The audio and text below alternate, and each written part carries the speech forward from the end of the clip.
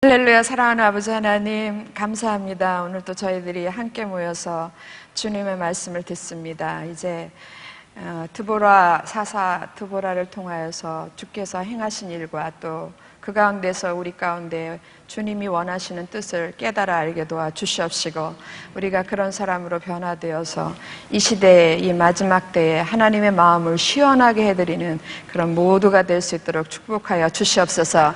이 시간 이제 시작합니다. 주님이 함께하여 주셨기를 간절히 빌고 원하오며 고마우신 우리 주 예수 그리스도 이름으로 기도합니다. 아멘. 여러분 반갑습니다. 무슨 공산당도 아니고 박수는 왜 치시는 거예요? 예, 반갑습니다. 정말 반갑고요. 예, 박수치기 대신에 인사하겠습니다. 옆에 계신 분 얼굴을 아주 사랑스러운 눈으로 보면서 나는 좋은 성도입니다. 예, 나는 좋은 성도입니다.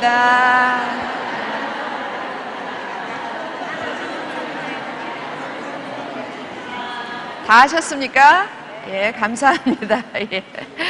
예, 오늘 지도는 여러분 지도 하나, 둘, 셋, 네 번째 장에 지도 6-5. 예, 6-5 보시면 옛날에 이 지도를 우리가 한번 했었어요. 예, 가나안 정복 전쟁 할 때에 북쪽 전쟁 할 때 이 지도를 한번 썼고요. 그러니까 지금 이제 이 지도에서는 왼쪽을 지워야죠. 북쪽 전쟁은 지우고 오른쪽만 놔두는 거예요. 드보라와 바락. 예. 무슨 얘기인지 아시겠죠? 예. 그리고 오늘 해야 될 드보라와 바락 뒤에다가 성경 범위는 사사기 짧아요. 오늘은 4장에서 5장. 이런 날도 있습니다. 예. 4장에서 5장. 사사기 4장에서 5장 이렇게 적으시면 돼요. 자, 그리고 우리가 오늘 찾아야 될 성경은 7번까지 있습니다. 7번까지 있습니다. 여러분 성경 전부 사사기 4장 5장 펴놓으시고 4장 펴시고 준비되셨나요? 네. 오늘은 어떤 사사 드보라와 바락을 통해서 우리가 어떤 것들을 배워야 되나 이런 사모하는 심정으로 한번 공부해 보도록 하겠습니다. 1번 지도 띄워주시고 1번은 요쯤에 보시면 여기 빨간불이 있는데 여기 보시면 여기 하솔이에요. 하솔. 찾으셨나요? 예, 거기 보면은 이렇게 청색으로 이렇게 원이 동그라미 돼 있고 그 다음에 요런 별표가 2개 있어요. 빨간 별표 2개 있죠? 예, 이 성소지리에서 이런 빨간 별표가 나오면 이거는 이 장소에서 전쟁이 있었다 그런 얘기예요. 근데 이게 빨간 별이 하나가 아니라 몇 개나 있습니까? 2개. 예. 큰 전쟁이었다, 작은 전쟁이었다, 큰 전쟁이었다. 이렇게 감으로 아는 거예요. 예, 그리고 그 옆에 보면 제가 하솔 왕 야빈이라고 써드렸어요. 썼죠? 예, 거기다가 1번 매기시고 이렇게 쓰십니다. 제목은 하솔 왕 야빈이고 성경 구절은 사사기 4장 1절에서 3절.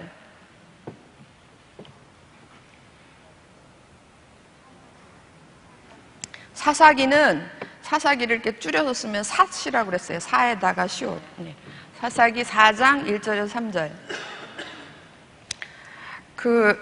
조금 아까 올라오는데 어느 장로님께서 집에 가셔가지고 이걸 지도를 펴놓고 성경을 다시 그 부분을 읽으니까 훨씬 재밌더라 이런 말씀을 해주셔서 제가 되게 감사했는데, 제가 이 성경 공부를 좀 하면서 평신도 선교를 하시는 분들이 많으신 거 아시죠? 예. 장로님들, 권사님들 연배쯤 되면은 이제 집안일 다 놓고 은퇴하고 이러면 평신도 선교사로 선교지에 많이들 나가세요. 그런 분들이 이제 와서 이걸 배우시면서 굉장히 열심히 배우세요. 그래가지고 이 성경 구절 여기다 다 적어놨잖아요. 그거 다 가지고 가서 이제 본인이 그걸 가지고 가서 선교지에 가서 그 선교지에 있는 사람들한테 이제 그런 거를 가르치는 거예요. 그리고 충분히 가르칠 수 있으니까 무슨 특별한 걸 가르치기보다 성경을 같이 읽어가면서 하는데, 그 읽어가면서 하는 속에 어떤 성령의 역사와 또 하나님의 은혜가 넘친다는 거 아니에요. 그러니까 충분히 여러분들도 이거 나만 배우자 이게 아니라 내가 배워서 충분히 다른 사람들한테 전할 수가 있다니까요. 믿으십니까? 예, 제가 말하는 건 바로 그거예요. 그래서 이거는 어렵지도 않고 그렇게 또 복잡한 것도 아니고, 그러니까 여러분들이 잘 적어놨다가 집에 가서 성경책 보시고 이렇게 하시다가, 혹시 여러분 구역에 구역 식구라든지 초신자도 돼요. 초신자 놓고 같이 성경을 읽을 때 그냥 성경만 읽는 것보다 이 그림을 이렇게 보여줘가면서, 예, 유치부처럼 그림 보여줘가면서 이렇게 여기서 여기까지는 이거야. 지금 사사기 4장 1절에서 3절은 여기야. 이러고 짚어가면서 이렇게 같이 읽으면 이게 한 시간에는 그렇게 다 못하지만 그래도 길게 하면서 여러분들이 충분히 다른 사람들한테 복음의 일꾼이 될 수 있어요. 믿으십니까? 네. 그런 소망을 갖고 합시다. 그러니까 더 열심히 해야 되겠죠? 네. 예, 사사기 1장 1절에서 3절, 예, 거기 하소랑 야빈 이렇게 써 있는데 한번 제가 읽겠습니다. 자, 4장 읽습니다. 1절. 에훗이 죽으니, 사사 에훗이 죽으니. 에훗 하면 어떤 사사였어요? 그렇죠. 예, 왼손잡이 에훗. 예, 오른손에 장애가 있었던 왼손잡이 에훗. 에훗이 죽으니 이스라엘 자손이, 그 다음에 뭐라 그랬어요? 또 여호와의 목전에 악을 행하매 그랬어요. 또 이제 다시 사이클이 또 돌아갑니다. 그리고 여호와의 목전에 악을 행했다 그런 얘기는 다시 또 우상 숭배에 깊이 빠져들었다 그 얘기예요. 여호와의 목전에 악을 행하매 여호와께서 하솔에서 통치하는 가나안 왕 야빈의 손에 그들을 파셨으니, 하나님이 이제 진노하시면 그 다음에 진노의 방법이 뭐라고요? 대적의 손에 파는 거예요. 근데 가나안 왕 야빈의 손에 팔았다 그랬는데, 가나안 왕 야빈은 우리가 옛날에 한번 만났잖아요. 바로 이 지도에서 만났습니다. 지도 나와라. 예, 이 지도에서 우리가 만났어요. 이 지도에서 우리가 북쪽 전쟁을 할 때에 가나안 왕 하솔왕, 여기 가나안 왕 야빈이 대장이 돼가지고 여 주변에 있는 모든, 북쪽에 있는 모든 군사들을 다 모아서, 여기 지도에 나왔나요? 메롬이라고. 예, 있네요. 예, 메롬에서 다 모여가지고 메롬 전투를 해가지고 북쪽의 전쟁을 한 번에 끝을 냈던 거 생각나십니까? 예. 근데 그때 다 이제 막 도망가고 이래가지고 이 북쪽 땅을 다 먹었다고요. 그런데 그동안의 시간이 이제 지나고 나면 시간이 좀 흘렀잖아요. 흐르면서 다 죽은 게 아니잖아요. 거기 남아있는 사람들이 다시 힘을 모아가지고 다시 일으킨 거예요. 그래서 또다시 강력한 군대가 돼버렸어요. 여러분, 그동안에 이스라엘은 어떻게 했었어야 됐어요? 이 사람들이 다시 힘을 모을 수 없도록 그 땅을 지켰어야 됐잖아요. 근데 우리가 지난번에 말씀드렸죠. 쫓아내지 못했고 쫓아내지 않았고, 왜? 딴 일 하고 싶은 일이 많았기 때문에, 해야 될 일이 많았잖아요. 예, 아침엔 아침 드라마 봐야 되고 저녁에는 저녁 드라마 봐야 되고, 요일별로 다 있죠. 예. 제가 병원에 오래 있으니까 그 맨날 듣는 게 드라마 얘기. 그래, 안 해도 내 드라마를 좋아하는데 드라마에 푹 빠질 수 있는 좋은 환경이더라고요. 그러니까 그런 모든 상황 속에 빠져서 그동안에 적군들은 어떻게 했냐면 다시 나라를 일으킨 거예요. 일으키는데 여러분, 얼만큼 큰 나라로 세력을 회복을 했냐면, 여러분 지금 4장 2절 뒷부분에 제가 다시 읽습니다. 가나안 왕 야빈의 손에 그들을 파셨으니 그의 군대 장관은 하로셋 학고임에 거주하는, 군대 장관 이름이 누구예요? 시스라고. 야빈 왕은 철병거가 몇 대? 예, 철병거 900승. 예, 철병거 900대 이러면은 요즘 말하면은 무슨 큰 탱크 같은 거죠. 탱크 같은 게 900승이나 될 수 있도록 그렇게 큰 군대로 다시 회복을 한 거예요. 예, 900대가 있어 20년 동안 이스라엘 자손을 심히 학대했으므로 이스라엘 자손이 여호와께 부르짖었더라 그랬어요. 그러니까 상대적으로 이스라엘이 얼마나 나태했는가 더 설명 안 드려도 알겠죠? 예. 그리고 이제 참고로 그때 그러면 북쪽 전쟁 했을 때의 가나안 왕 야빈이 이 사람인가? 그니가 인인가? 이게 수원의 사투리거든요. 그니가 인인가? 그 사람이 이 사람인가? 예. 그 사람이 이 사람인가? 아니요. 예. 이 야빈이라는 사람은 바뀌었는데 이 야빈이라는 단어도 그 왕의 칭호예요. 칭호. 이름이 아니라. 그러니까 우리가 애굽왕 바로 이러죠. 그죠? 예. 그 바로가 사람 이름이 아니고 애굽의 왕을 바로라고 불러요. 우리나라 같으면은 뭐라고 부릅니까? 옛날에 우리 조선왕조 때는 왕을 뭐라고 불러요? 임금님 이렇게 불렀죠, 그죠? 왕, 우리는 지금 왕 그러잖아요. 왕, 예, 왕 이렇게 하고 뭐 임금님 이렇게 하는 것처럼 그 가나안 왕에서는 통치자를 최고 통치자를 뭐라고 부르냐면 야빈이라고 불렀던 거예요. 그러니까 사람은 바뀐 거예요. 그 야빈이 이 야빈인가? 예, 그게 아닙니다. 세월이 많이 흘러서 그 사람도 퇴장을 했어요. 퇴장하고 새로운 왕이 서면서 가나안 군대가 이렇게 커진 거예요. 커졌어요. 예. 그래서 이 사람들이 쳐들어오는데, 잠깐 지도 다시 띄워주실래요? 자, 지금 이제 가나안 왕의 이쪽에서 이 세력을 넓혔어요. 그래서 쳐들어오면 제일 답답한 지파가 어느 지파예요? 이제 아시겠어요?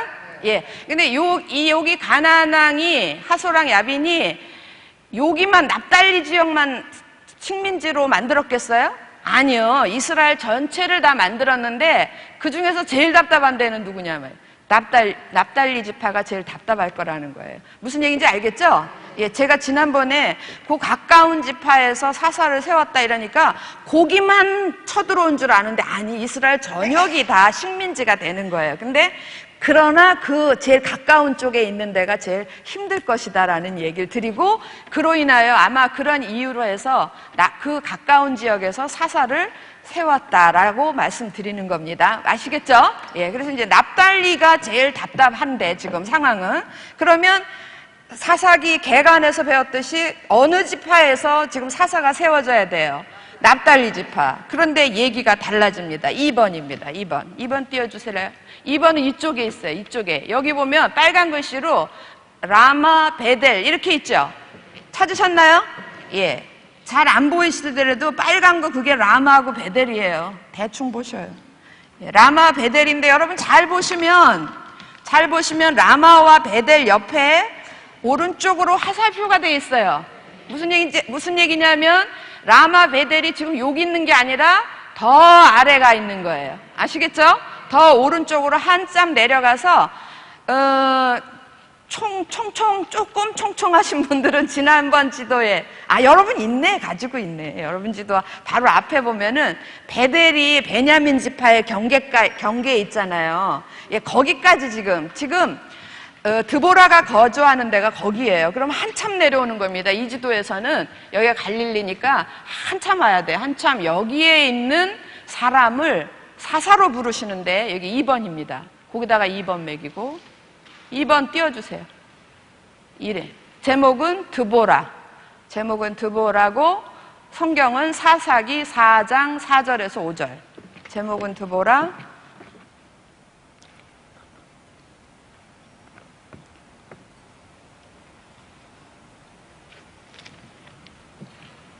사사기 4장 4절에서 5절.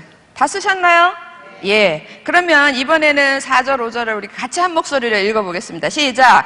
그때 랍비도세 아내 여선지자 드보라가 이스라엘의 사사가 되었는데 그는 에브라임 산지 라마와 베델 사이 드보라의 종려나무 아래에 거주하였고 이스라엘 자손은 그에게 나아가 재판을 받더라 그랬어요. 그때에 아까 제가 말씀드렸어요. 이 상황이면 지금 사사기 원칙대로 하면 납달리 지파에서 사사가 세워져야 되는데 사사가 어디서 세워지냐면 한참 아래쪽에 한참 남쪽에 라마와 베델 사이에 있는 거기에 살고 있는 누구? 드보라. 근데 또 문제점이 하나 또 있어요. 드보라는 여자입니까 남자입니까? 여자예요. 예.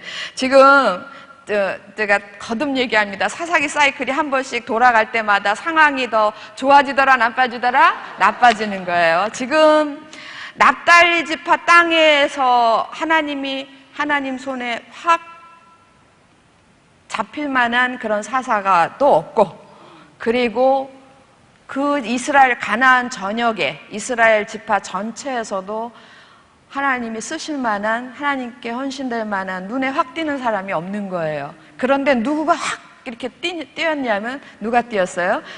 여선지자 여자인 드보라가 띄어 있는 거예요. 이 사람은 선지자로 부름받았을 때 이 사람이 무슨 인물이 좋았겠어요. 어저께 뉴스에 보니까 그 김정은이 와이프 이설주 어렸을 때 이렇게 응원단 사진 보니까 뭐 다른 여자가 더 이쁘더만, 다른 애들이. 그 옆에 있는 애가 더 이쁘던데, 참 사람 팔자 모르는 거구만. 내가.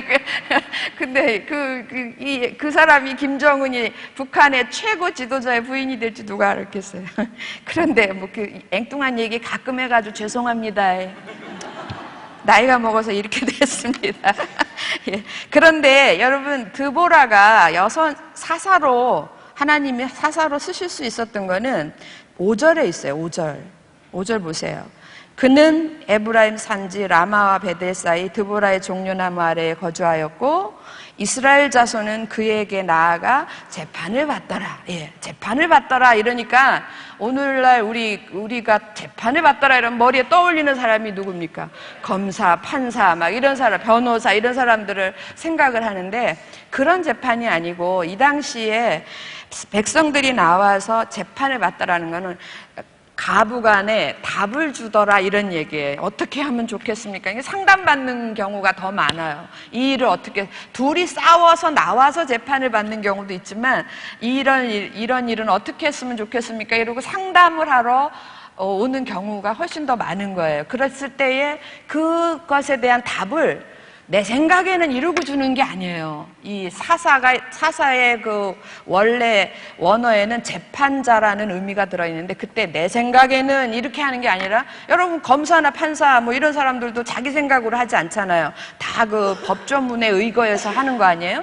그것처럼 이 당시에 백성들에게 판단을, 가부간에 판단해 줄 때는 사용하는 게 뭐겠습니까? 하나님 말씀으로 한다고요. 하나님 말씀에, 예? 하나님 말씀에 비추어 볼 때 너는 이렇게 해야 되고 너는 이렇게 해야 되고 너가 옳았고 너가 틀리고 이렇게 판단을 해주는 거예요. 그래서 이런 일을 할 수 있었더라면 이 여인은 얼마나 하나님 말씀에 붙들려 살았겠어요. 그죠? 예. 그리고 이 여인은 가정 부인임에도 불구하고 이런 일을 할 수 있을 땐 그만큼 하나님 말씀에 헌신된 사람이었다라는 거예요. 지금 상황이 모두가 다 좋은 영적 분위기가 아닙니다. 지금 대부분의 사람들은 다 우상 숭배에 빠져가고, 여기가 좋사오니 하고 눌러앉고, 그리고 가나안 사람들하고 손 붙들고 놀러가고, 이런 상황 속에서 너도나 너나 할 것 없이 그런 쪽에 빠져 있는 상황 속에서 이 여인이 날마다 한 일은 뭐냐면 종려나무 아래 가서 백성들에게 하나님의 말씀을 가지고 이렇게 해라 저렇게 해라 하나님의 말씀을 가르치는 거예요. 내가 우리 아이를 위해서 어떻게 했으면 좋겠습니까? 하나님 말씀에 이렇게 돼 있다. 내가 우리 가정을 위해서 무슨 일을 했으면, 어떻게 하면 이 어려운 일을 어떻게 해야 하면 좋겠어? 하나님 말씀에 이렇게 돼 있다. 난 저 사람이 꼴 보기가 싫어서 죽을 것 같은데 어떻게 하면 좋겠어? 하나님 말씀에 이렇게 하라고 그랬다. 하나님 말씀을 가지고 백성들한테 그 모든 것들을 도와주는 역할을 사사로 세움받기 전부터 한 여인이에요. 그러니까 사사 드보라의 삶이 어땠는가 눈치채겠죠? 예, 어느 날 인물 좋아서, 뭐 학벌 좋아서, 뭐 그런 거 아니라고요. 배경 좋아서 된 게 아니라 그 여인이, 사사 드보라가 그냥 한 여인임에도 불구하고 날마다 그의 삶이 하나님 말씀에 붙들려서 하나님 말씀 안에서 또 누구를 위하여? 자기 자신을 위하여가 아니라 하나님의 백성들을 위하여, 하나님의 나라를 위하여 헌신하는 것이 그의 삶이었었어요. 그러니까 하나님의 눈은 여기만 있는 게 아니거든요. 여기도 있고 여기도 있고 전체를 보시는 하나님. 이 어려움 속에 딱 누가 뛰었겠어요? 그 드보라가 뛸 수밖에 없죠. 그래서 비록 물론 다른 드보라보다 더 훌륭하고 드보라보다 더 헌신되고 드보라보다 더 저거한 남자들이 있었더라면, 남자 지도자가 있었더라면 그를 세웠겠지만, 지금 아까도 얘기한 대로 별로 찾기 힘든 거예요. 별로 찾기 힘든 상황 속에서 지금 여사사 드보라를 세우는 겁니다. 아시겠습니까? 그럼 3번으로 넘어가겠습니다. 3번. 3번은 갈릴리 바다, 요게 갈릴리 호수고, 얼마나 풍랑이 치고 그러는지 이 사람들은 갈릴리 바다라고도 그래요. 이 갈릴리 호수 여기 오른쪽에 보면은 납달리의 게데스라고 있어요. 찾으셨습니까? 납달리의 게데스. 거기다가 3번 매기시고 제목은 바락이에요. 제목은 바락. 그리고 성경은 사사기 4장 6절에서 10절.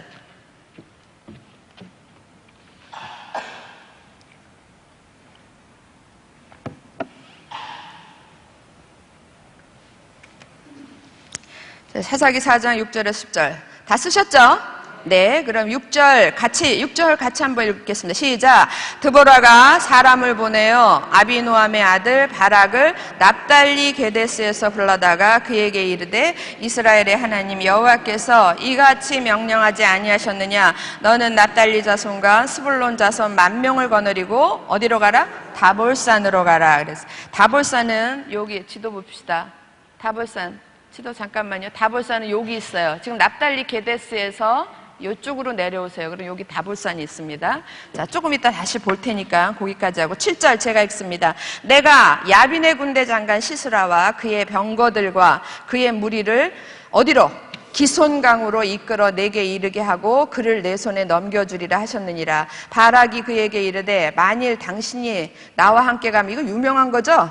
예, 바락이 그에게 이르되 만일 당신이 나와 함께 가면 내가 가려니와 만일 당신이 나와 함께 가지 아니하면 나도 가지 아니하겠노라 하니 이르되 내가 반드시 너와 함께 가리라. 그러나 내가 이번에 가는 길에서는 영광을 얻지 못하리니 이는 여호와께서 시스라를 여인의 손에 파실 것임이니라 하고 드보라가 일어나 바락과 함께 게데스로 가니라. 10절 같이 읽습니다. 시작. 바락이 스불론과 납달리를 게데스로 부르니 10,000명이 그를 따라 올라가고 드보라도 그와 함께 올라가니라. 예. 사사는 베델과 라마 사이에 있는 여사사 드보라로 세워졌는데 그 여사사 드보라가 난데없는 일을 해요. 예. 자기가 사사가 되어서 앞장서서 전쟁을 하는 게 아니라 다른 사람을 하나 불러내는데 그 불러내는 데가 어디냐면 6절 다시 보세요. 드보라가 사람을 보내요. 아비노함의 아들 바락을 어디에서? 납달리 게데스에서. 이 납달리 게데스라는 지명에 대해서 많은 신학자들이 의견이 분분해요. 여러분도 거기 다시 하솔을 찾아보시고 하솔 바로 왼쪽에 보면 갈릴리의 게데스라고 써 있어요. 있죠? 예, 여길 것이다 하는 학자들도 있고 지금 제가 3번 하라고 하신 납달리의 게데스라고 여길 것이다라고 하는 학자들도 있는데 이 책에서는 이 지금 3번 납달리의 게데스 여기를 지명을 하고요. 여기를 지명한 이유가 다음에 성경을 보면 바로 나와요. 예. 여기가 지금 제가 여러분들한테 소개해드린 납달리 게데스 여기가 맞습니다. 성경 조금만 읽으면 나오니까 그때 얘기해드릴게요.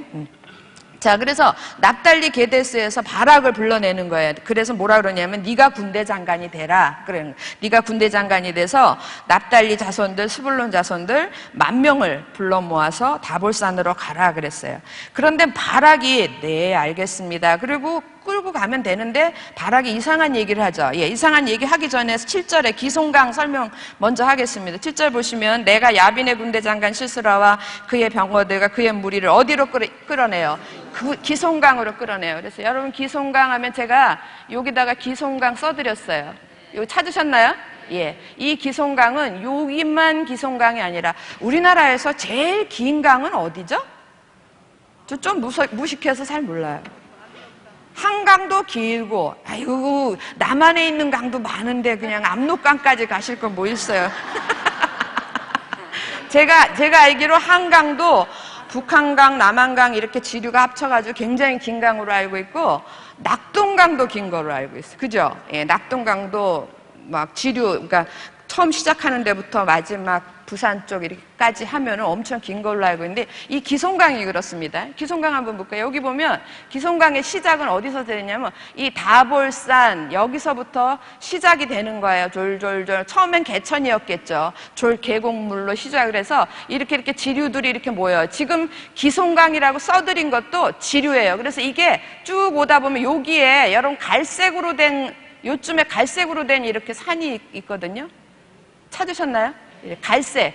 내가 산은 지금 여기 산이라고 안 썼는데 이게 갈멜산이에요. 갈멜산. 그 유명한. 그래서 이게 여기서 여러 가지 지류가 이제 내려오면서 강이라는 건 모여지고 이렇게 내려오면서 점점 커져요, 커지죠. 예. 그래가지고 이 기송강이 어디까지 가냐면 어디까지 가냐면 일로 여기 보면 강줄기가 이렇게 보일 거예요. 예, 이게 기송강이에요. 그래서 여기 와서는 굉장히 큰 강이 돼요. 그러니까 여기서는 분명히 큰 강인데 이쯤에 이렇게 올라가면 올라갈수록 강이 좀 작은 강이 되죠? 예, 작은 강인데 특별히 여기 지금 이 지도에서 기송강이라고 써드린 이 부분은요, 언제만 강이 되냐면 비가 올 때만 강이 되는 거예요. 예, 이 가나안 땅이 희한한 땅이라고 그랬잖아요. 그러니까 비가 막 쏟아지면 강처럼 되는 거예요. 막 흘러가서 사람들이 건너지 못하는 강이 돼버렸다가 비가 뚝 그치면 언제 강이었냐 싶고 쏙 들어가 버리는 거예요. 이런 거를 여기 이스라엘 지역에만 있는데 와디라고 그래요. 와디. 이런 건 이제 그냥 조금 유식한 척하고 그냥 알아두세요. 그러니까 와디라고 그러는데 비 오면 강이 됐다가 비 그치면 강이 안 되는 거예요. 그런 강이에요. 그러니까 지금 늘 강이 되어 있는 게 아니고 어떤 때는 강이었다가 어떤 때는 강이 아니고, 뭔지 알겠죠? 이거가 이해가 안 되면 그 다음에 얘기가 성경이 이해가 안 된다니까요. 자, 이제 기송강 설명드렸어요. 그리고 나서 이제 아까 다시 돌아가서 드보라가 바락을 불러내가지고 네가 군대 장관이 되라. 뭐라 그러냐면 6절 하반절에 이스라엘의 하나님 여호와께서 이같이 명령하지 아니하셨느냐 이랬어요. 그러니까 드보라가 개인적으로 바락을 불러낸 게 아니고 드보라를 사사로 부르시고 하나님께서 드보라에게 바락을 불러내라고 명령을 하신 거예요. 그런데 바락이 앵뚱한 아주 우리 마음에, 특별히 남자 장로님들, 집사님들 마음에 안 드는 그런 이야기를 합니다. 이 8절 뭐라 그랬냐면요, 바락이 그에게 이르되 만일 당신이 나와 함께 가면 내가 가고, 당신이 누군데? 드보라. 예, 드보라를 붙들고 사정을 하는 거예요. 당신이 같이 가면 가고 같이 안 가면 안 가겠다. 이래서 많은 옛날에 저도 이 부분을 배울 때에 이건 정말 바락의 부끄러운 모습이다라고 배웠고요. 처음에는 저도 그렇게 했어요. 이 바락이 이 꼴을 하니까 사사로 쓰임을 못 받고 부끄러운 것이다. 그리고 그 9절에 보시면은 네가 나중에 드보라가 화가 나서 내가 가긴 가겠다. 그렇지만 내가 함께 감으로 인해서 영광은 없을 것이다. 예, 축복도 영광도 없을 것이다. 예, 다른 여인이 가져갈 것이다. 이렇게 얘기하잖아요. 그럼에도 불구하고 바락이 드보라와 함께 가기를 원해요. 그래서 끝까지 우겨가지고 바락이 우기는 바람에 드보라가 이제 같이 갑니다. 그래서 저도 처음에 이 강의를 할 때에 신나서 보시라고, 이 시대에 말이야 남자들이 다 이 꼴이라고 막 강로님 오늘도 죄송합니다. 이 꼴이라고 막 이러고 그러고 했었어요. 그러는데 제가 이 강의하는 한강 전체를 성서지리 1강부터 마지막 한 1년에 가까이 했던 거를 목사님이 이제 쭉 같이 들었어요. 조 목사님이 뒤에서 들으시고 난 다음에 이 강의를 듣더니 깜짝 놀래가지고 도대체 너는 뭐라고 짓거리는 거냐? 뭐라고 가르치는 거냐 도대체. 그거는 그렇게 해석하는 학자들도 있지만 그건 아니다라고 이야기를 교정을 해줘서 그 이후로 제가 참 정직하죠, 그죠? 네. 이런 거 얘기 안 하고 넘어가도 되는데 그 이후로 올바르게 그러고 보니까 그렇구나. 예.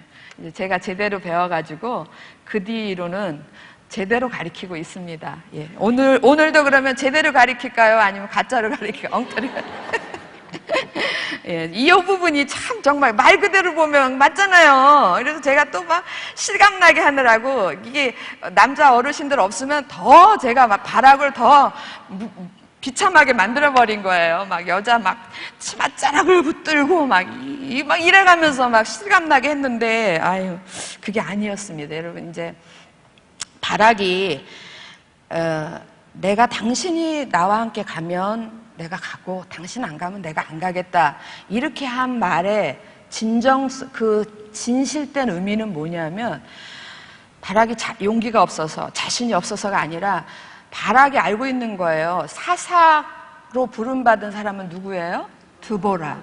여러분, 사사라는 것은 하나님의 대리자예요. 그리고 하나님이 그와 함께 하신다라는 거예요. 그러니까 하나님이 함께 하시는 사람은 지금 하나님이 말씀하시고 하나님이 함께 하시면서 하나님의 말씀을 전해주고 하는 사람은 자기예요, 드보라예요? 드보라. 그러니까 드보라가 안 간다라는 얘기는 결국은 하나님이 함께 하지 않는다는 얘기하고 같은 거예요. 어때요? 바락이 좀 달라 보이지 않습니까? 그죠? 그렇죠? 예.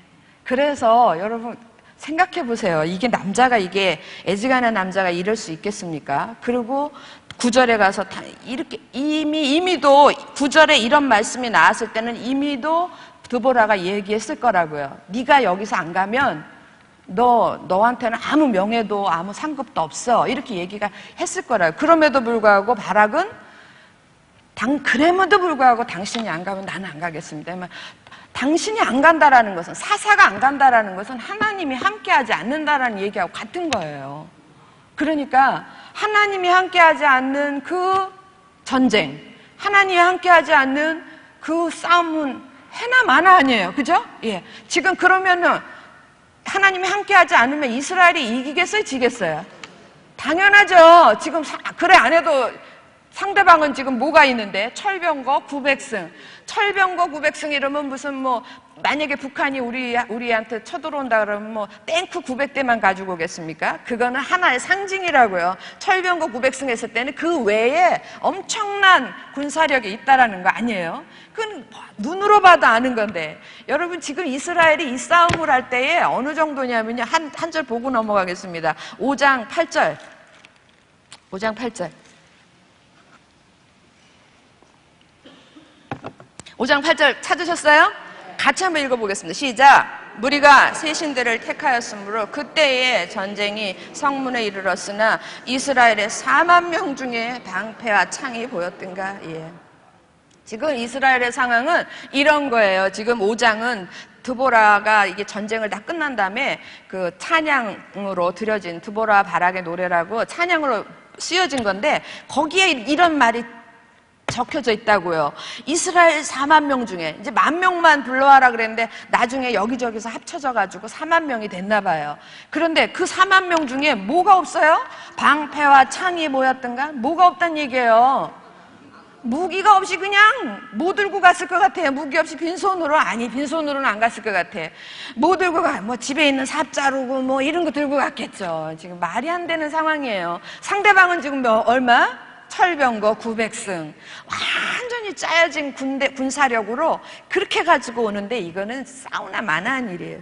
그런데 그런 상황 속에서 지금 이 상황 속에서 바락이 생각을 하는 거예요. 이 전쟁은 싸우나 안 싸우나 이건 지인 전쟁이야. 그러나 하나님이 함께 하시면 지금 사사를 지금까지 없었는데 드보라를 사사로 세웠으니까 하나님이 안 가시면 절대로 안 되는 상황인 거예요. 그러니까는 사사 드보라를 붙들 수밖에 없는 거예요. 그래서 자기가 어떻게 되든 말든 뭔지 알겠죠? 이제 바락이 점점 멋있어 보이지 않습니까? 나는 우리 목사님보다 멋있어 보입니다. 진짜 저보고 목사님 닮았다는 얘기 좀 하지 마세요. 아까도 어떤 분이 저를 붙들고 어째 이렇게 닮았냐는 그렇게 속 좋은 기분은 아닙니다.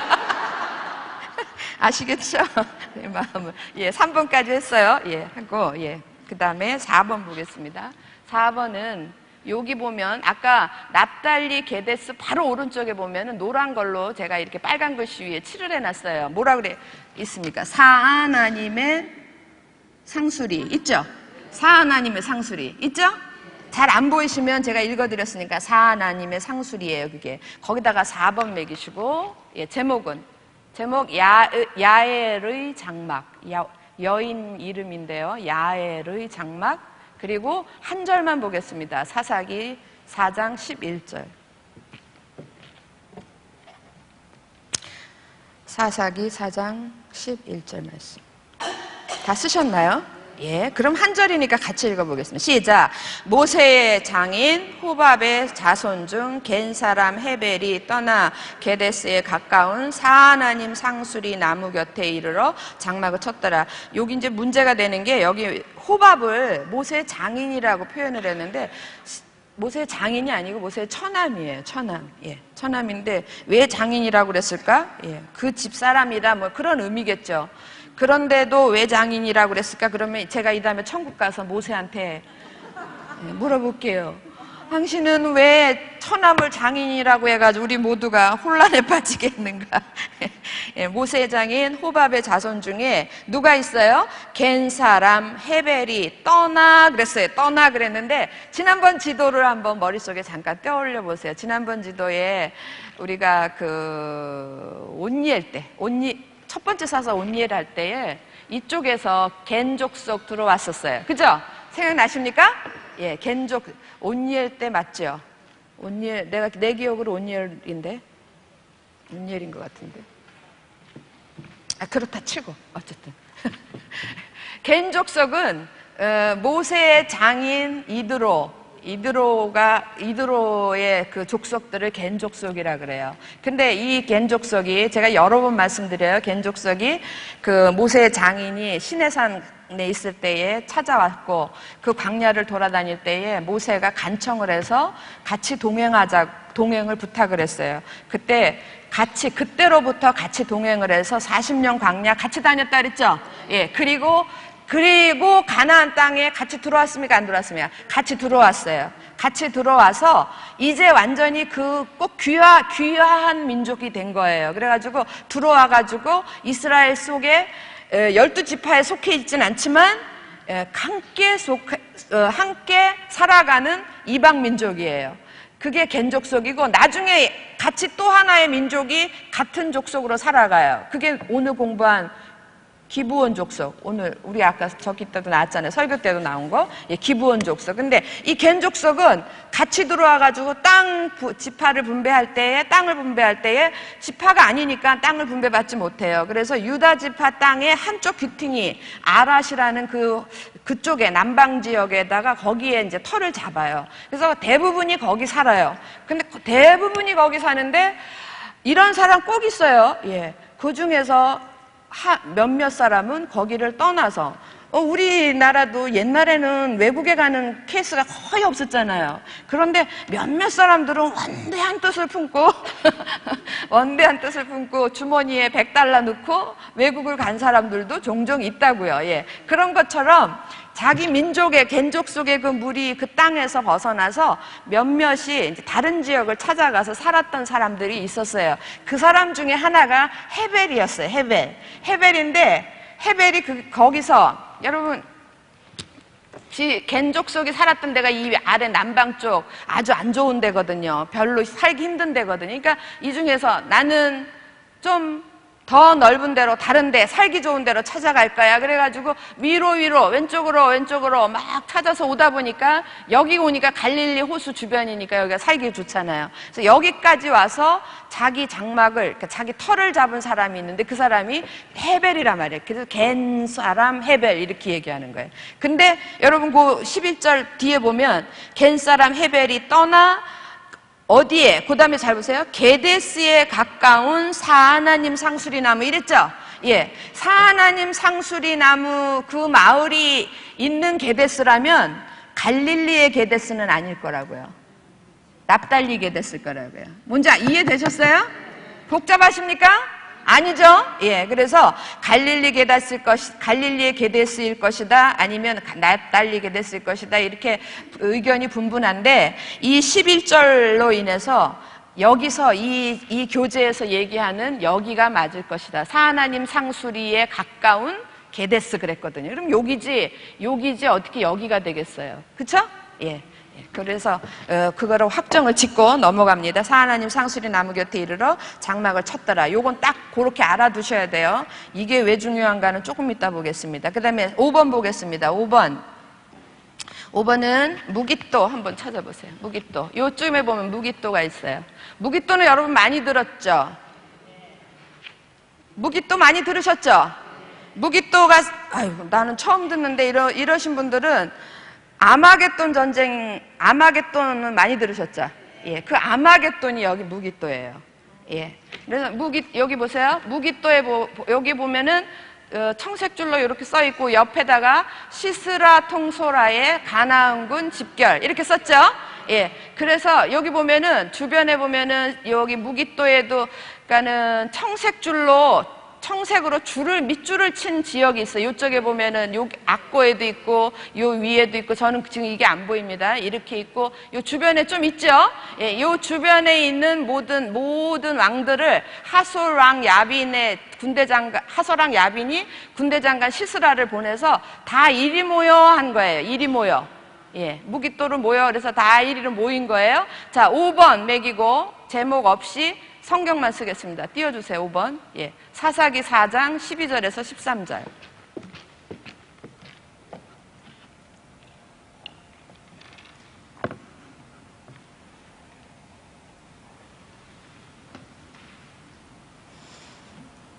사사기 4장 12절 13절 쓰셨습니까? 예, 같이 한 목소리로 읽겠습니다. 시작. 아비노함의 아들 바락이 다볼산에 오른 것을 사람들이 시스라에게 알림해 시스라가 모든 병거 곧 철병거 900대와 자기와 함께 있는 모든 백성을 하로셋 학고임에서부터 어디로 모은지라? 기송강으로 모은지라. 근데 이때 시스라가 모았을 때 기송강에는 물이 있었을까 없었을까요? 없었어요. 왜? 철병거 900대가 거기 모이려면은 거기가 물이 있으면 곤란해요. 예, 곤란합니다. 그래가지고 이때 없었으니까 그쪽으로 다 모인 거예요. 근데 아까 이제는 제가 지도가 저도 잘 보이네. 그 밑에 그 밑줄 친 데가 굉장히 많아요. 주변에 보면 다아낙도 있고 이블로함도 있고 뭐 왼쪽에 보면 베다낫, 베세메스 많죠. 그거 다 모인 거예요. 거기 악십, 악고. 아유 나도 이렇게 눈이 나빠졌구나. 하나도 안 보이네. 예, 다 모여가지고 철병거 900승 플러스 많은 군대들이 모였다 이거예요. 많은 군대들이 거기에 이제 집결을 한 거예요. 그래서 드디어 싸움이 시작이 됩니다.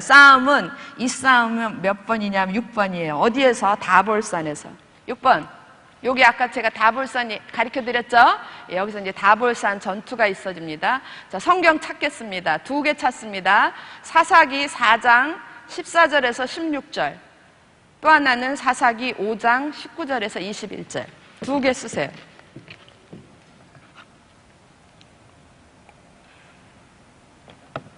사사기 4장 14절에서 16절. 네?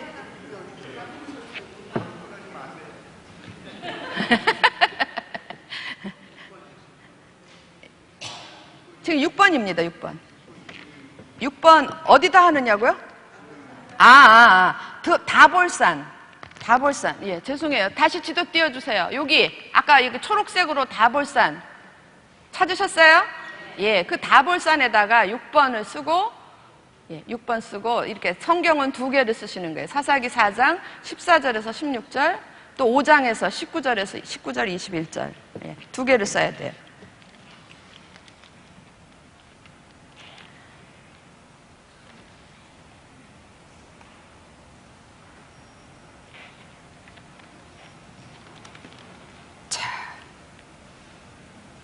다볼산 전투, 이거 굉장히 유명한 건데.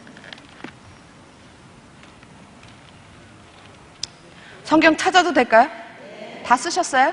예. 14절, 15절, 16절 먼저 보겠습니다. 14절 제가 읽습니다. 드보라가 바락에게 이르되 일어나라. 이는 여호와께서 시스라를 내 손에 넘겨주신 날이라. 여호와께서 너의 앞서 나가지 아니하시느냐 하는지라.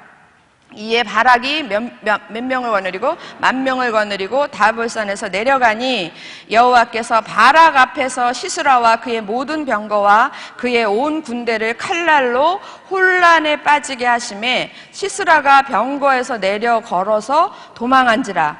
16절 같이 읽습니다. 시작. 바락이 그의 병거들과 군대를 추격하여 하로셋 학고임에 이르니 시스라의 온 군대가 다 칼에 엎드려졌고 한 사람도 남은 자가 없었더라. 요 상황을 지도에서 제가 설명드릴게요. 지도 띄워주세요.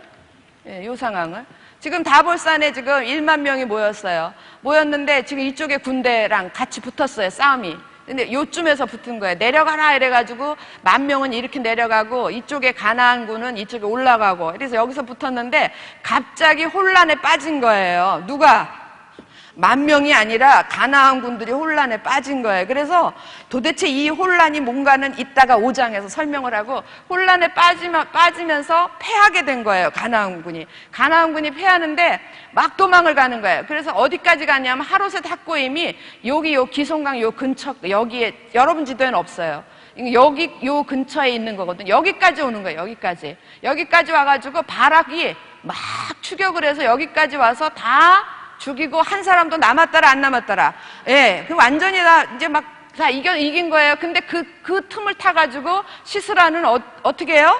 도보로 도망을 하는 거예요. 시스라는 도보로 도망을 하는 상황입니다. 뭔지 아시겠죠? 예, 그림은 하나님 갑자기 가나안군이 왜 혼란에 빠졌을까? 그것을 보는 것이 5장 아까 제가 쓰라 그랬잖아요. 5장 19절에서부터 21절. 19절에서부터 5장으로 갑니다. 19절에서부터 21절. 자, 찾으셨어요? 예, 그러면 제가 읽습니다. 왕들이 와서 싸울 때에 가나안 왕들이 무깃도 물가 다안악에서 싸웠으나 은을 탈취하지 못하였더라. 그러니까 졌더라 그 얘기예요. 왜 졌느냐? 별들이 하늘에서부터 싸우되, 그러니까 하늘에 도움이 있었던 거예요. 하늘에서부터 싸우되 그들이 다니는 길에서 시스라와 싸웠도다. 21절 같이 읽습니다. 시작. 기송강은 그 무리를 표류시켰으니 이 기송강은 옛강이라. 내 영혼아 내가 힘 있는 자를 밟아. 갑자기 기송강이 넘친 거예요. 그러니까 지금 무슨 상황이 됐냐면 갑자기 폭우가 내려서 이 강은 어떤 강이라고요? 이 강, 기송강의 지류, 여기에 있는 기송강은 이 밑에 있는 이 하류로 내려가면 항상 강이지만 여기서는 상류 지류에서는 비가 오면 강이고 비 끝이면 어떻게 돼요? 예. 그냥 아무것도 아닌데 얼마나 비가 많이 왔는지 강물이 막 넘쳐가지고 그 주변이 막 다 질퍽질퍽하게 습지가 된 거예요. 여러분 그 지도 보세요. 여러분 지도 보시면 기송강 오른쪽에 그물 망사처럼 짠땡땡땡 돼 있죠? 수세미처럼 이렇게 돼 있는 데 있죠? 그게 이제 다 주변이 다 습지가 된 거예요. 이거구나. 하나님이 혼란하게. 그러니까 철병거 900대 아무 힘을 못 쓰는 거예요. 이때는 뭐가 최고입니까? 맨발이 최고예요. 맨발이. 그래서 시스라가, 아까 우리 읽었잖아요. 시스라가 어떻게 됐다고요? 17절에 보면 시스라가 아니다. 이거는 이따가 하고, 여호와께서, 15절 하반절에 보면 시스라가 병거에서 내려 이랬어요. 병거가 꼼짝을 못 하는 거예요. 그러니까 병거에서 내려 걸어서 도망한지라. 이렇게 되는. 그러니까 군대 장관이 병거에서 내려서 걸어서 도망하는 지경이 됐으면 가히 상상이 되죠? 예, 어떤 일이 벌어졌는가? 그러니까 혼란이 온 거야. 뭐 전략이고 뭐고 없어진 거예요. 그 틈을 타서 만 명이 이제 그 이스라엘 군대 10,000명이 바락의 군대가 막 추격을 하면서 여기까지 내려가가지고 다 추격을 한 거예요. 재밌죠?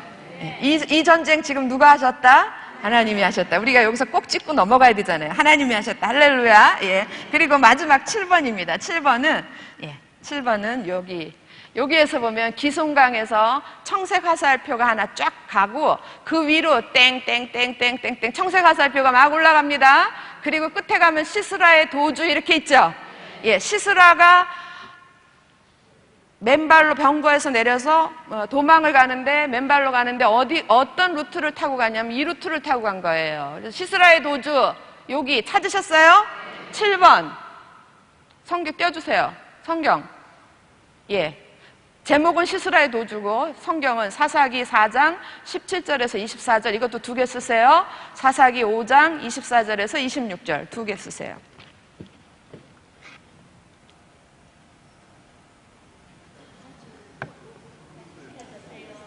예? 24절에서 26절. 이 큰 것도 안 보이시면 곤란한데? 빨리 없어지면 안 이동입니다. 예. 그건 내 몫이 아니고 저 위에 계십니다.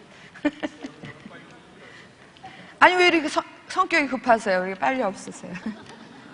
사사기 4장 17절에서 24절 그 다음 또 하나는 사사기 5장 24절에서 26절 쓰셨나요? 네. 이게 지금 지도 잠깐 볼까요? 이런 거죠. 지금 군대들은, 여기 군대들은 다 맨발로 거집한다. 어디로? 이쪽으로. 왜냐하면 이쪽이, 이스라엘 군대가 이쪽에 있으니까 반대쪽으로 도망갈 수밖에 없잖아요. 그래서 다 이쪽으로 와가지고 다 죽었는데 지금 시스라는 군대 장관은 혼자서 반대쪽으로 간 거예요. 반대쪽으로 갔는데 여기에 가다 보니 여기에 누가 있냐면 야엘의 집이 있어요. 겐 사람 야엘의 집에 있다고요. 그래서 시스라의 도주. 한번 이제 성경을 읽어보겠습니다. 4장 17절에서부터 24절. 17절, 17절부터 제가 읽습니다. 예. 시스라가 걸어서 도망하여 겐 사람 헤벨의 아내 야엘의 장막에 이르렀으니 이는 하소랑 야빈과 겐 사람 헤벨의 집 사이에는 뭐가 있어요? 화평이 있습니다. 예. 잘 알고 지내는 사람들이다. 그 얘기예요. 좀 아는 사이예요. 그래서 시스라가 그쪽을 향해서 가는 거예요. 그쪽을 향해서. 뭐 하자고? 살겠다고. 자기 군사들은 지금 다 죽고 있는데, 예, 살겠다고 한 거예요. 그런데 18절에, 그러면 시스라가 야엘도 알겠습니까? 모르겠습니까? 알지요. 그러니까 근데 마침 헤벨은 없었나 봐요. 집에 없고, 야엘이 나가 시스라를 영접하며 그에게 이르되, 나의 주여 들어오소서, 내게로 들어오시고, 뭐 하시지 마소서, 두려워하지 마소서. 여인 야엘은 지금 시스라가 쫓기고 있다는 걸 알고 있습니까? 모르고 있습니까? 알고 있습니다. 예, 두려워하지 마소서 하며 그가 그 장막에 들어가니 야엘이 이불로 그를 덮으니라. 이제 안심시키는 거예요. 예. 그리고 19절, 시스라가 그에게 말하되 청하노니 내게 물을 조금 마시게 하라. 내가 목이 마르다 하며 우유 부대를 열어 그에게 마시게 하고 그를 덮으니, 이게 5장에 가면 엉긴 젖을 줬다 그랬어요. 그러니까 발효된 젖 하면 우리 요즘 말하면 그 뭐죠? 몸에 좋은 거 뭐죠? 아니, 치즈 말고 요구르트 같은 거. 예. 그런 거 먹으면 더 피로가 확 풀리잖아요. 지금 여기서 시스라가 경상도 말로 시커브라고 나쁜 말 아닙니다. 저는 경상도에 좀 살아봤는데 이거 좋은 말이에요. 깜짝 놀라가지고 혼비백산에서 가서 얼마나 마음도 놀랬고 몸도 힘들겠어요. 그래서 근데 딱 들어넣었는데 목말랐는데 우유보다는 그게 더 좋은 거예요. 발효된 젖이. 이제 환대하는 거죠. 그러나 그거를 먹으면 우유보다 식곤증이 더 빨리 와. 피로가 풀려져서 가는 거예요. 예, 거기다 약 탄 건 아닙니다. 좋은 거 준 거예요. 예, 20절.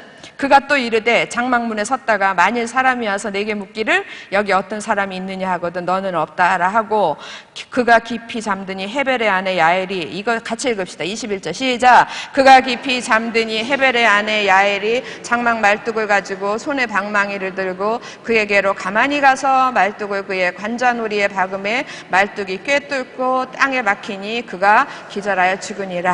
예. 아마도 21절 상황을 봐서는 야엘이 시스라가 자기 집으로 도망오는 것을 보면서 이건 하나님이 주신 기회다. 때려 죽여야 되겠다. 마음을 먹은 것 같아요. 그죠? 예. 그래서 가능한 한 이 사람이 푹 잠들 수 있도록 이불을 갖다 덮어주고 엉긴 젖을 주고, 예. 엉긴 젖이 나쁜 게 아니라 그랬죠? 좋은 거, 더 좋은 거, 더 빨리 잠들게, 예, 더 빨리 푹 자게, 예, 그렇게 한 거예요. 그래서 22절, 기절하여 죽은 거예요, 그냥. 아유, 불쌍해라.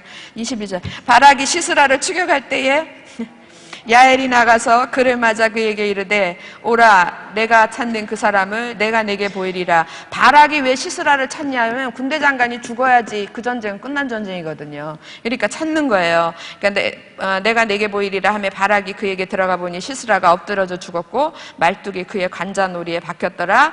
이와 같이 이날에 하나님이 가나안 왕 야빈을 이스라엘 자손 앞에 굴복하게 하신지라. 24절 같이 읽습니다. 이스라엘 자손의 손이 가나안 왕 야빈을 점점 더 눌러서 마침내 가나안 왕 야빈을 진멸하였더라. 예, 요 부분 할렐루야. 예, 야빈을 진멸하였더라. 예, 요 부분을 똑같이 5장에서 다른 모습으로 설명을 하고 있어요. 5장 24절, 26절. 24절, 26절. 겐 사람 헤벨의 아내 여러분 지금 야훼를 설명할 때 꼭 앞에 뭐라 그러냐면 겐사람 헤벨의 아내, 이렇게 그냥 헤벨의 아내 하고 꼭 겐족속 얘기를 해요. 겐사람 헤벨의 아내 야엘은 다른 여인들보다 복을 받을 것이니, 이게 지금 드보라가 지금 찬양시를 올리는 거예요. 예, 복을 받을 것이니 장막에 있는 여인들보다, 그러니까 모든 어미들보다, 장막에 있는 여인 그럼 어머니를 가리켜 일반적으로 모든 여인들보다 더욱 복을 받을 것이로다. 그리고 왜 그러냐면 시스라가 물을 구하며 우유를 주되 곧 엉긴 우유를 귀한 그릇에 담아주었고 손으로 장막 말뚝을 잡으며 오른손에 일꾼들의 방망이를 들고 시스라를 쳐서 그의 머리를 뚫되 곧 그의 관자놀이를 꿰뚫었도다. 그래서 저도 이해가 좀 안 되는데 이 여자가 얼마나 기운이 세면, 우리 좀 박아봐서 알잖아요. 못 하나도 잘 안 들어가거든요. 그런데 어떻게 이렇게 힘있게 내리쳤을 수 있을까? 아무리 여기가 뭐 관자놀이가 뭐 여기가 쏙 들어가서 뭐 잘 들어가네 어쩌네 뭐 이렇게 얘기를 하지만 그래도 쉬운 일은 아니잖아요. 근데 당시에 지금 이 유목민이거든요. 이 겐 족속이 반유목민 족속이에요. 그러면 그 유목민들은 이게 천막 칠 때 남자들이 안 치고 여자들이 친다네요. 아이고, 이런데 시집 안 간 걸 얼마나 감사하시죠. 이런 족속이 아니고 대한민국 족속으로 태어난 걸 얼마나 감사해. 아니, 남자들이 안 치고 여자들이 친대. 그래서 여자들이 그냥 그 텐트 그거 치는 그거 방망이로 아시잖아요. 치고 막 다 이렇게 못을 박잖아요. 아주 이건 이력이 난 사람들이래요. 그러니까 너무 잘해본 거야, 이건. 평소에. 한 방에 칠 수 있어, 한 방에. 예, 그 천막을 땡겨가지고 한 방에 땅에다 대고 박았던 그 솜씨로, 예, 간자놀이에 대고 한 방에 가게. 다 해본 솜씨라니까요. 예, 이런 거예요. 근데 여기서 이제 얘기하고 넘어갈 거는 24절입니다. 겐사람 헤벨의 아내 야엘은 다른 여인들보다 복을 받을 것이니 장막에 있는 여인들보다 다른 모든 어머니들보다 더욱 복을 받을 것이로다. 그래서 이 겐족 속의 후예들이 복을 받는 모습들을 제가 조금 여러 번씩 얘기했죠. 그런데 여러분 이 여인의 이 야엘의 후손 중에 누가 나오냐면 요나답이라는 사람이 나오거든요. 그리고 그 요나답은 잠깐 얘기 드린 것 같은데 관직에 올라가요. 예후 혁명 때에 개국 혁명의 공신이 돼가지고 굉장히 거의 그대로 농공 행상해서 받았으면 아마 영의정 됐을 거예요. 그런데 이 사람이 예후가 하는 짓거리가 마음에 안 들어서 처음에는 하나님을 위해서 혁명을 일으킨다 하더니, 그래서 아합의 집을 예후 이러니까 예후가 떡 이름인가 빵 이름인가 이러시는 분들 보세요. 예후는 그 유명한 아합 아시죠? 그 악독한 왕조를 무너뜨린 사람이 예후예요. 근데 예후가 혁명을 일으킬 때에 물론 하나님의 명령을 받고 일으키죠. 그때에 그가 누구의 도움을 받냐 하면 요나답의 도움을 받아요. 그 요나답의 도움으로 너 나랑 같이 할래? 그랬더니 요나답이 이 나라를 새롭게 한다는데 또 드라마 얘기 안 할 수 없네. 저 정도전 얼마나 감명 깊게 보고 요즘은 뭘 보고 사나. 무엇에 인생을 권하실 정도로 정말 그런 백성을 위한 지도자였었어요. 그 사람이. 근데 아합이라는 그 임금이 정말 나라를 개판으로 만드는 거예요. 그래서 막 가슴에 막 한이 있었어요. 하나님의 나라를 이 꼴로 만드는 저 사람을 어떻게 하면 좋을까? 그러는데 예후가 와가지고 내가 혁명을 일으킬 테니까 너가 나를 도와라 이러니까 이 사람이 막 마음을 같이 해가지고 혁명을 일으켜서 아합의 집 속속들을 싹 다 죽인 거예요. 다 진멸시킨 거예요. 그래서 새 나라를 만들었어요. 그래서 이제 새 나라가 될 줄 알았어요. 그런데 예후라는 사람이 왕이 되고 나니까 왕조가 바뀐 거예요. 예후 왕조로. 왕이 되고 나니까 사람이 어디 갈 때맘하고 어디 올 때맘하고 틀린 거 아시죠? 네, 사람이 변한 거예요. 거기 앉고 보니까 이게 달라지는 거예요. 목사님이 나더러 넌 왜 드라마를 보니 이래요. 드라마를 여러분이 정도전을 다 같이 봤으면 얼마나 실감 있게 이 대목에서 이해를 하겠어요. 예후가 꼭 이방원이 같이 된 거예요. 처음에는 정말 백성을 위한 나라로 만들자고 했는데 자기가 왕의 아들이 되고 나니까 욕심이 생기는 거예요. 백성을 위한 나라보다 나를 위한 나라가 됐으면 좋겠는 거예요. 그래가지고 그 상황을 딱 보고 이 요나답이 이건 아니다. 이건 아니다라고 생각을 하고 거기서 나 아무것도 필요 없다. 난 고향으로 가겠다. 그래서 이건 뭐라 그래? 백의종 그냥 고향으로 와요. 다 버리고 명예며 뭐며 다 필요 없어요. 다 버리고 와서 그때로부터 요나답이 굉장히 고향에서 자기 자손들을 청빈하게 키워요. 청빈하게 명령을 하고. 이거 제 얘기가 아니라 예레미야. 오늘 안 보면 못 봅니다. 예레미야 찾아보세요. 예레미야 35장. 쭉 뒤로 가면 시편 뒤에 이사야 나오고 이사야 뒤에 예레미야 나옵니다. 이거 얼마나 친절한가 보세요. 예레미야를 가지고 앞으로 찾을까 봐 걱정이 돼서.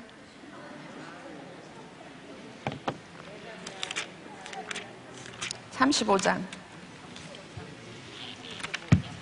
예레미야 35장 35장이요. 예레미야 35장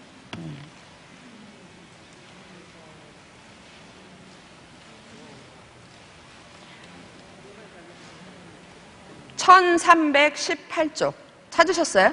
아니다. 1318이 아니라 1108쪽. 예. 1108쪽. 찾으셨어요? 35장 1절 보겠습니다. 유다의 요시야 왕의 아들 여호야김 때에 여호와께로부터 말씀이 예레미야에게 임하여 이르시되 너는 레갑 사람들의 집에 가서 그랬는데 레갑 사람들이 요나답의 후손들이에요. 요나답의 자손들을 레갑 족속이라고 그래. 레갑 자손. 레갑 사람들의 집에 가서 그들에게 말하고 그들을 여호와의 집 한 방으로 데려다가 포도주를 마시게 하라 하시니라. 근데 5절을 보세요. 5절. 내가 레갑 사람들의 후손들 앞에 포도주가 가득한 종지와 술잔을 놓고 마시라 권하매 그들이 이르되 우리는 포도주를 마시지 아니하겠노라. 레갑의 아들 거기서부터 같이 읽을까요? 시작. 레갑의 아들 우리 선조 요나답이 우리에게 명령하여 이르기를 너희와 너희 자손은 영원히 포도주를 마시지 말며 7절 내가 읽을게요. 너희가 집도 짓지 말며 파종도 하지 말며 포도원을 소유하지도 말고 너희는 평생 동안 장막에 살아라. 그리하면 너희가 머물러 사는 땅에서 너희 생명이 길리라 하였으므로 우리가 레갑의 아들 우리 선조 요나답이 우리에게 명령한 모든 말을 어떻게 해서 순종하여 우리와 우리 아내와 자녀가 평생 동안 포도주를 마시지 아니하며 살 집도 짓지 아니하며 포도원이나 밭이나 종자도 가지지 아니하고 장막에 살면서 우리 선조 요나답이 우리에게 명령한 대로 다 지켜 행하였더라. 여러분 요나답이 이 세상의 헛됨을 알고 이 세상의 것에 집착하지 말고 먹을 것이 있은즉 입을 것이 있은즉 족한 줄로 여기라. 그렇게 가리킨 거예요. 그랬더니 그 가리킨 거를 이 자손들이 그대로 순종을 하는 거예요. 그대로 순종해서 지금 이 예레미야를 통해 가지고 하나님이 이 레갑 족속 얘기를 한 것은 하나님이 목적이 있어요. 여러분 이렇게 14절 보세요. 14절. 아니 가슴 찢어지는 얘기입니다. 이게 14절. 레갑의 아들 요나답이 그의 자손에게 포도주를 마시지 말라 한 그 명령은 실행되도다. 그들은 그 선조의 명령을 순종하여 오늘까지 마시지 아니하거늘 내가 너희에게 말하고 끊임없이 말하여도 너희는 내게 순종하지 아니. 지금 하나님은 이것 때문에 레갑의 얘기를 하시는 거예요. 예. 도대체 레갑 자손을 봐. 레갑 자손 겐족 속의 사람들이에요. 예? 걔네들은 이스라엘 백성이 아닌 이방 족속임에도 불구하고 자기 조상 한 사람이 말한 것을 지금까지도 지키고 있지 않냐 이거예요. 그런데 너희는 나의 택한 백성인 너희들은 도대체 뭐 하는 거냐? 내가 그렇게 많은 은혜로 너희를 지금까지 여기까지 데리고 왔는데 내가 그렇게 말하고 또 너희에게 말하고 끊임없이 말하여도 너희는 내게 뭐 했다고요? 순종하지 아니하는도다. 이 가슴 아픈 이야기를 하기 위해서 예로 들은 게 레갑 족속이에요. 근데 그 레갑 족속의 조상이 레갑 족속이 이렇게 사는 것은 그의 선조 요나답의 명령을 따라 행하는 거고 그 요나답의 위로 올라가면 누가 있어요? 예, 야엘의 후손이에요. 겐 사람들인 거예요. 여러분, 이 사람들의 뒷얘기를 한번 살펴보겠습니다. 이 사람들이 이 뒷얘기, 그러니까 겐족 속의 사람들은 정말 너무너무 마음이 의리도 있고 깨끗하고 감이 오시죠, 그죠? 예. 이 사람들이 지금 한 절 더 볼까요? 11절부터 11절, 35장 11절. 그러나 11절 보시고 있습니까? 예, 그러나 바벨론의 느부갓네살 왕이 이 땅에 올라왔을 때, 이게 뭐냐면 이스라엘 백성, 이스라엘이라는 나라가 다 망해버리는 거, 다 포로로 끌려갈 때예요. 예, 이 땅에 올라왔을 때 우리가 말하기를 갈대아인의 군대와 수리아인의 군대를 피하여 어디로 가자? 예루살렘. 이 사람들이 지금 겐족 속의 사람들이 아까 그 남방에 살았다 그랬죠? 남방에 살고 있다가 이때 이스라엘 사람들이 포로로 다 끌려가고, 다 끌려가지 않았어요. 귀족들만 끌려갔어요. 기분 좋으시죠? 돈 많은 사람, 뭐 이런 사람들만 끌려갔어요. 그 끌려가고 그랬을 때에 이때 이들이 거주지를 옮깁니다. 어디로 옮기냐면 군대를 피하여 예루살렘으로 가자 하고 우리가 예루살렘에 살았노라 그랬어요. 그러니까 이스라엘이 70년 포로 생활을 할 때에 예루살렘 주로 돈 많고 힘있고 이런 사람들이 다 주로 어디 살았어요? 예루살렘에 살았죠? 그러니까 포로로 끌려간 대부분의 사람들은 거의 다 예루살렘 사람들이야. 그러니까 거기가 비었다고요. 예루살렘하고 예루살렘 근방이 비었어. 거기로 올라가서 살았어요.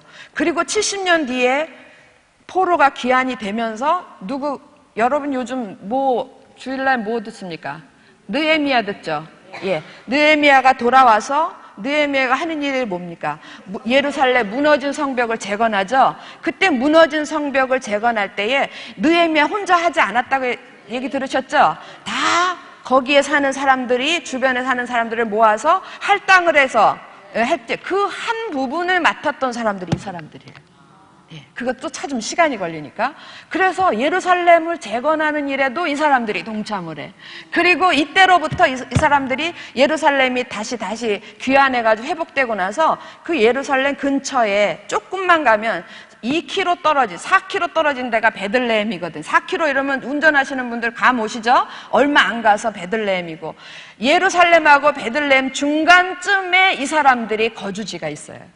거주지가 있고 수천 년이 흐르고 신약 시대가 돼서 예수께서 하나님 이제 도저히 안 되겠다. 이스라엘의 문은 닫고 암흑길을 건너서 예수께서 이 땅에 오셨을 때 예수님이 베들레헴 말구유에서 출생하신 것을 소식을 제일 먼저 듣고 누가 듣습니까?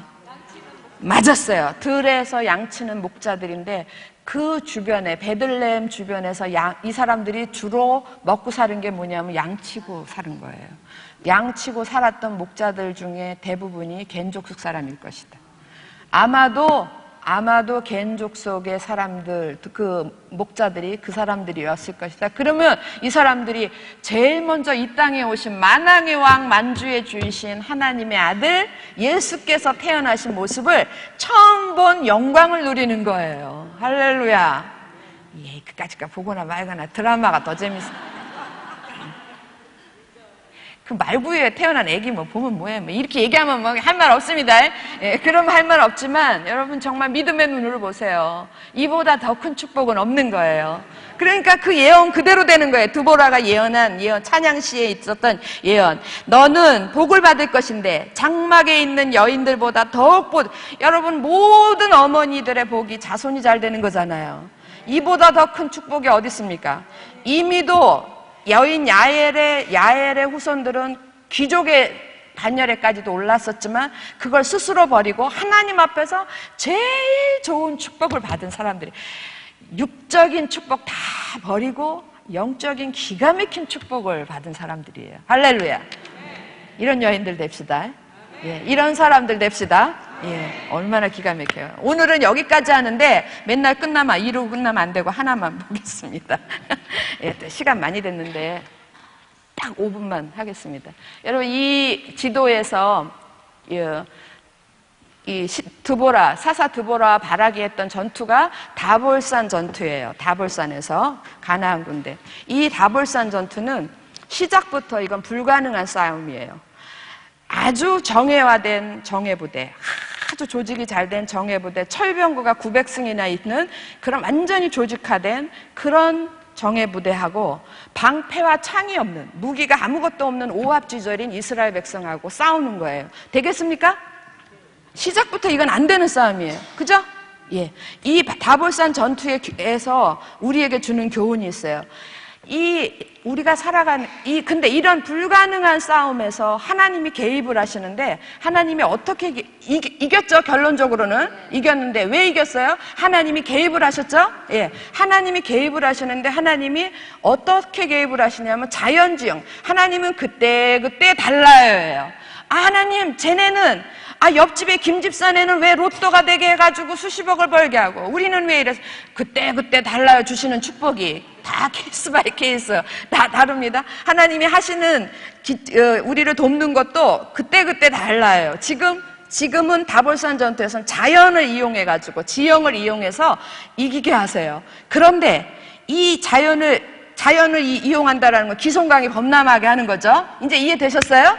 예. 그런데 여러분, 여기서 이 다볼산 전투에서 우리에게 주는 교훈이 있다고요. 우리 인생살이에도 다볼산 전투 이러면 불가능한 싸움. 처음부터 불가능한 싸움. 처음부터, 우리 입장에서 보면 처음부터 뭐 하는 싸움? 지는 싸움. 처음부터 안 되는 일. 이런 일들이 있습니까? 없습니까? 있죠. 지금도 싸우고 계신 분들 계시죠? 30년을 기도했는데 절대 안 변하는 내 남편. 내가 그렇게 공을 들였는데 절대 아무것도 안 되는데 자녀들, 내 사업, 모든 여러 가지 우리 인생사에서 절대 내 힘으로 안 되는 불가능한 일들이 있어요. 그게 다 우리들의 다볼산 전투예요. 자, 이 불가능한 일은 이 앞에서 그냥 이쯤 하자 그러고 포기하실 겁니까? 믿음의 사람들 앞에는 포기가 없어요. 예. 이겨야 돼요. 이겨야 되기 위해서는 뭐 해야 돼요? 하나님이 개입하게 하셔야 되죠? 지금 다볼산 전투에 이긴 이유는 하나님이 개입하셨기 때문에 그래요. 믿으십니까? 눈으로 보셨죠?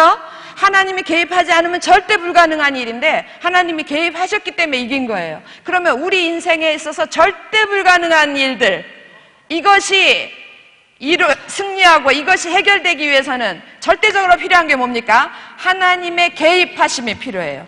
하나님의 개입하심. 그런데 하나님은 언제든지 여러분 주 예수 그리스도를 여러분의 구주로 영접하셨습니까? 예, 그럼 여러분 다 구원받으신 거 믿으시죠? 여러분이 그것을 고백하고 여러분이 믿는 순간 여러분 안에 그 만왕의 왕이시고 만군의 주이신 그분의 영이 들어와 계신 것도 믿으십니까? 예. 그래서 그분이 우리 안에서 모든 것들을 다 행하시는데 우리 인생은 보니까 여전히 다볼산 전투 속에 있는 거예요. 내 인생은. 하나님이 내 안에 계심에도 불구하고 개입하시지 못하는 거예요. 왜 그러냐 하면 통로가 필요해. 내 안에 계신 성령께서 나의 인생의 다볼산 싸움에, 다볼산 전투에 개입하실 수 있는 통로가 있어야 되는데 그 통로가 없는 거예요. 하나님은 누구를 통해서 일하시냐 하면 사람을 통해서 일하시거든요. 아시겠어요? 그런데 지금 내 인생이면 사람 누구가 필요합니까? 사람 그럼 누가 필요하지? 이렇게 옆을 볼 게 아니라 내 인생에서는 내가 필요한 거예요.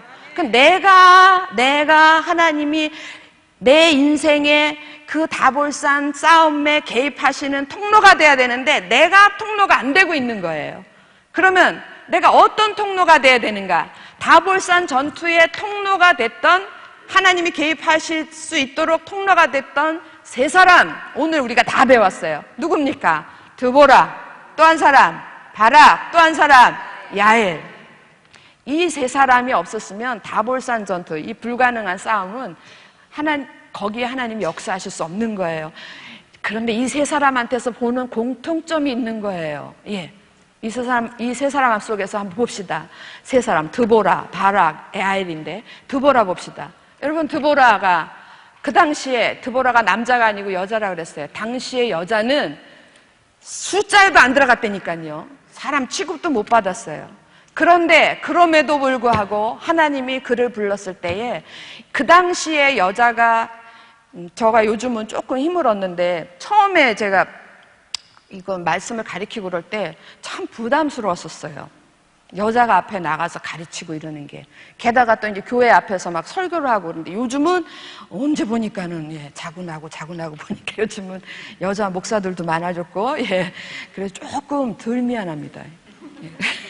처음에는 저 마음속에도 이렇게 좀 꺼끌함이 있었다고요. 물론 하나님이 시켜서 한다고 하면서도 좀 꺼끄러움이 있었어요. 여러분, 당시에 드보라는 어떻겠어요? 이 여자가 사람입니까? 여자는 사람도 아니에요. 미안한 얘기지만 여자는 사람도 아니라고요. 숫자에 안 들어갔다니까요. 사람 숫자에 안 들어가면 그게 사람이 아니지. 남자만 5,000명이었더라. 뭐 이런 얘기 있잖아요. 뭐 남자만 4,000명이었더라. 뭐 이렇게 얘기하잖아요. 그런 상황 속에서도 불구하고 독야청청 하나님 말씀 앞에 서 있었고 하나님 말씀으로 사람들을 도왔고, 그때 하나님이 부르셨을 때에 얼마나 여인 드보라가 사사로 부름받았을 때 얼마나 주변의 눈총이 따가웠겠어요. 모든 사람이 다 우리나라 사람들은 조금 이런 거 좀 감이 올 것 같아. 우리 여자 대통령 처음 됐다 그럴 때 좀 가로 열고 있죠. 가로 열고. 그 당시에는 이게 감당이 안 되는 일이. 그럼에도 불구하고 이 여인 드보라 든든하게 서 있습니다. 누가 뭐라 그래도 나는 하나님께서 부르신 사사야. 그 일을 감당하는 거예요. 다른 사람 다 안 하면 나라도 하자. 그런 심정 아니었겠어요? 저는 그런 심정이 팍 오는데, 다른 사람 다 안 하더라도 나라도 순종하자. 그런 마음으로 여인 드보라가 하나님 편에 섰던 거예요.